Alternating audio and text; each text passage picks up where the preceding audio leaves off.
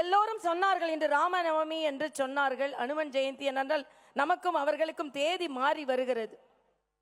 ஆனால் கம்பராமாயணத்தில் ராமனை பற்றி கம்பன் சொல்லும் பொழுது சொல்லுவார், ராமனின் முகம் ஓவிய தாமரை போல் இருந்ததாம். எப்பொழுது?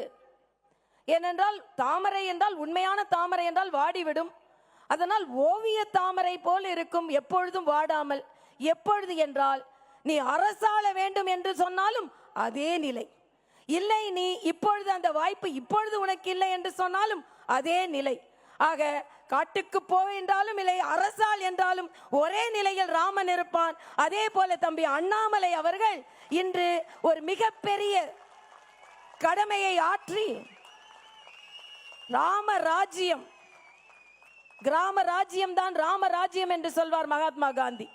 ஆக அந்த கிராம ராஜ்யத்தை, ராம ராஜ்யத்தை படைப்பதற்காக தமிழகத்தில் இன்று பாரதிய ஜனதா கட்சி ஒன்று கூடி இருக்கிறது. சகோதரி வானதி பேசும்பொழுது சொன்னார்கள், ஒரே ஒரு நூல் அது சம்பங்கியாக இருக்கட்டும், ரோஜாவாக இருக்கட்டும், இணைக்கும் என்று சொன்னார்கள். நான் சொல்கிறேன், அது சம்பங்கியாக இருக்கக்கூடாது, ரோஜாவாகவும் இருக்கக்கூடாது, தாமரையாக மட்டுமே இருக்க வேண்டும். எல்லாவற்றிலும் தாமரை இருந்தால் மட்டுமே நம்மால் வெற்றி பெற முடியும். இன்றைய காலகட்டத்தில் மரியாதைக்குரிய அண்ணன் நயினார் நாகேந்திரன் அவர்கள் வெற்றிகரமாக எதையுமே செய்து முடிக்கக்கூடியவர்.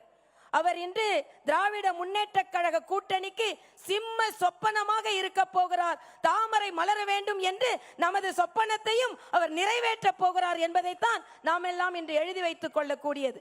மரியாதைக்குரிய தம்பி அண்ணாமலை அவர்களுக்கு எனது வாழ்த்துக்களை தெரிவித்து, மரியாதைக்குரிய அண்ணன் நயினார் நாகேந்திரன் அவர்கள் நிச்சயமாக திராவிட முன்னேற்ற கழகத்திற்கு நெல்லையிலிருந்து ஒரு தொல்லையாக இருந்தார்.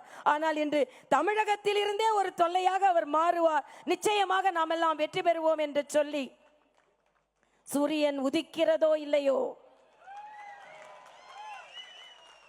கைகள் உயர்கிறதோ இல்லையோ, தமிழகத்தில் தாமரை மலர்ந்தே தீரும், மலர்ந்தே தீரும், மலர்ந்தே தீரும். நன்றி, வணக்கம்.